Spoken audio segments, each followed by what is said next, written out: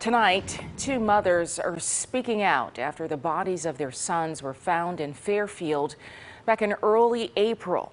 20-year-old Deshaun Jackson and 21-year-old Trevion Marks had been killed. CBS 42 News reporter Robert Sherman has been speaking with the family and investigators who are all seeking answers. Robert.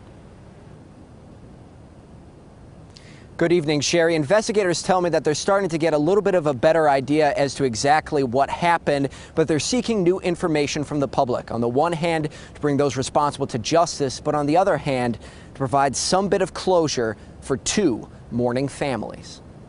Friends and family gathered around the graveside of Trey Marks Tuesday evening. Marks was just 21 years old, and his mother, LaToya Marks, never once thought she'd have to bury her son. It was supposed to be the other way around. It was supposed to be him burying me, not me burying him.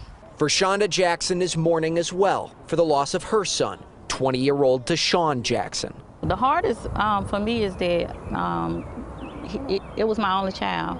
Sergeant John Pennington with Crime Stoppers of Metro Alabama tells us that the two men's bodies were found at the 6600 block of Tensaw Court in Fairfield on April 3rd, sitting in a car with apparent gunshot wounds. These weren't random killings. These killings were deliberate and they were targeted. Pennington tells us that the deaths of Jackson and Marks are believed to be related to the homicide of 26-year-old Jamel Pippins, whose body was found in the same area in March.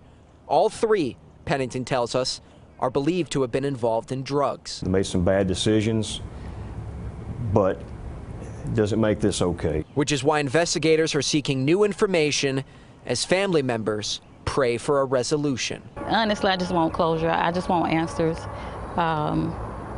because it's just not right. He was a person and he deserves justice, and he deserves for whoever did this to him to pay for what they did.